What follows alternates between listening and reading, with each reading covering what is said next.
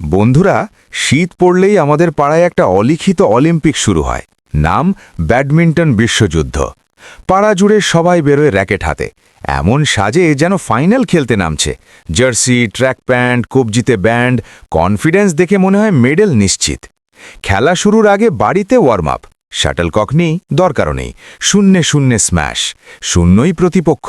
ম্যাচে নেমে সেই শূন্যই মারছে। শাটলকক শুধু দর্শক।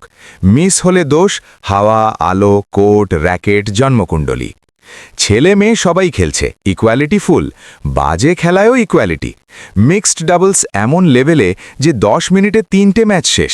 কারণ র্যালি নেই, আছে শুধু সার্ভিস মিস। এক বোন আছে, খুব প্যাশনেট। আইডল নাকি সানিয়া মির্জা। আমি বললাম, উনি টেনিস খেলেন।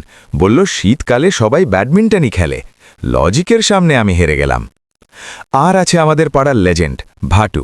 নলেজ ভয়ঙ্কর। লক্ষণ সেনকে জিজ্ঞেস করলে বলে সিনেমার হিরো। খেলা আরও ভয়ঙ্কর। স্ম্যাশ মারে নিজের পায়ের কাছে। এমন স্ম্যাশ কেউ তুলতে পারবে না, কারণ কেউ দাঁড়ায় না। আমি দুজন প্লেয়ার দেখেছি স্ম্যাশ মেরে ইনজিয়ার্ড করতে, একজন ওপোনেন্টকে আর একজন নিজেকে। দ্বিতীয়জন আমাদেরই লোক। স্ম্যাশ মারতে গিয়ে এমন অবস্থা, শাটলকক বাঁচতে চায়। তারপর বলে, খেলাটা খারাপ হলে কি হয়েছে, ব্যাডমিন্টন তো, গুডমিন্টন হলে ভালো খেলতাম। এখন পাড়ায় এত প্লেয়ার যে চোর ঢুকলেও আগে একটা ম্যাচ খেলে, চুরি শেষে বলে আর একটা খেলেই যাচ্ছি। পাশে ছোট বাচ্চারা কিটকিট খেলছে, ওদেরই সবচেয়ে বেশি এক্সারসাইজ। কিছু কাকু আছে, খেলতে নেমে নস্টালজিক হয়ে যায়। আগে কত খেলতাম এই বলে চোখ ভিজে যায়। র্যাকেট দিলে খেলবে না, শুধু কাঁদবে। আর এই কাকুদের সঙ্গে ডাবলস খেলাটা সবচেয়ে কঠিন। একই টিমে থেকেও তুমি প্রতিপক্ষ।